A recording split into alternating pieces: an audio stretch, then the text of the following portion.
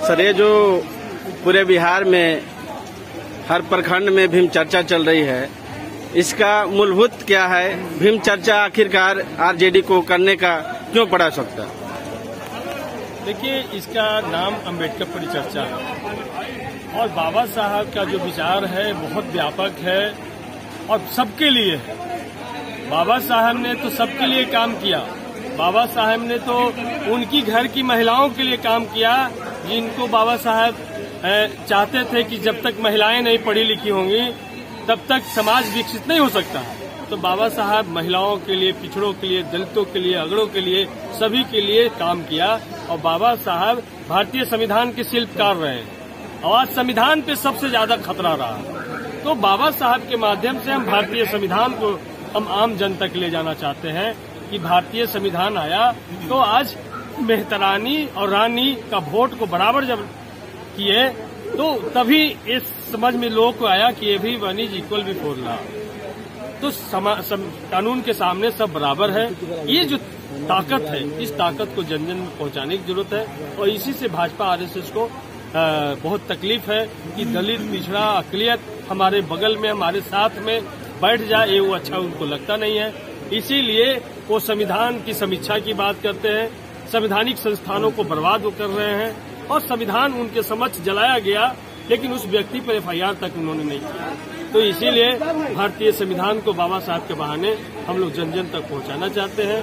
और लालू प्रसाद यादव ऐसे बिहार में एक शख्स हुए कि जब मुख्यमंत्री बने तो बिहार के हरेक जिला मुख्यालय पे डॉक्टर अंबेडकर का आदम कद प्रतिमा उन्होंने लगाने का काम किया। तो जो लालू प्रसाद यादव जी का संदेश है उसको गांव तक पहुंचाना है और जो बाबा के बहाने जो हवा बनाने की कोशिश जो लगे हुए उसको, जो देश का असल बाबा है, जो जिनके पास 32 डिग्रियां थी, 9 भाषा के ज्ञाता थे, वो कानूनविद, शिक्षाविद, समाजविद, सब जो भी कहिए कम है, वो जो असल बाबा हैं जिन्होंने छुआछूत पे प्रहार किया, जिन्होंने ऊंच नीच पे प्रहार किया, जिन्होंने अमीर गरीब पर प्रहार किया, अगड़ा पिछड़ा पे प्रहार किया और सबको बराबर करने का काम किया।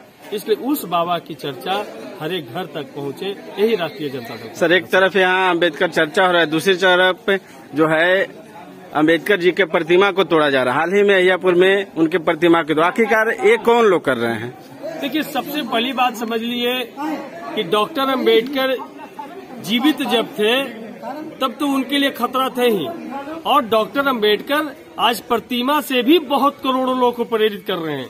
इसलिए उनको लग रहा है कि डॉक्टर अम्बेडकर को के प्रतिमा को हम खंडित कर देंगे तो हम विजय पालेंगे। ऐसा नहीं है, जितना प्रहार करेंगे उतना तेजी से अम्बेडकर का विचार बढ़ता जा रहा है।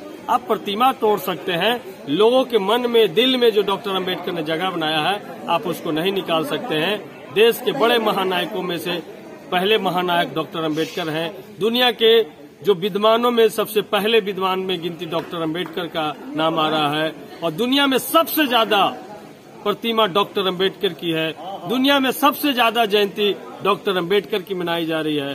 तो जो उच्छृंख मानसिकता के लोग हैं, विचलित मानसिकता के लोग हैं, जो मनुस्मृति पर आधारित समाज को बनाए रखना चाहते हैं, वो लोग ऐसा कर रहे हैं और उनको हम चेतावनी देना चाहते हैं कि अब मनुस्मृति का दौर नहीं रहा, अब बाबा साहब का संविधान का दौर है और ये दौर सबको न्याय, सबको अधिकार का दौर है। सर, आपकी सरकार कर रही है कि दलितों को हम लोग सम्मान करेंगे, लेकिन आईएएस अफसर को जिनकी हत्या कर दी गई थी और वो आज बिहार की सरकार उनको कानून बदलकर उन्हें रिहा करने, ऐसा क्यों हो रहा है? देखिए, जिनकी रिहाई की बात कर रहे हैं और उन्होंने कानून के तहत जेल गए थे, कानून के तहत उन्होंने सजा भुगता और सिर्फ वही नहीं, उनके साथ 26 लोग बाहर आए हैं जिसमें दलित, पिछड़ा, जो भी लोग जो वंचित थे वो सब लोग आए। तो वो कानून बदल करके नहीं, एक प्रक्रिया था कि उनको अंदर रखना था या नहीं रखना था और इस सरकार को देखना होता है कि जेल के अंदर उनकी आचरण क्या है और क्या जेल के अंदर भी आपराधिक प्रवृत्ति उनका बदला कि नहीं बदला।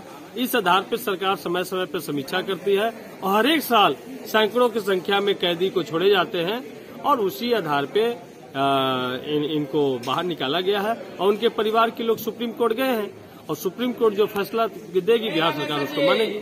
चल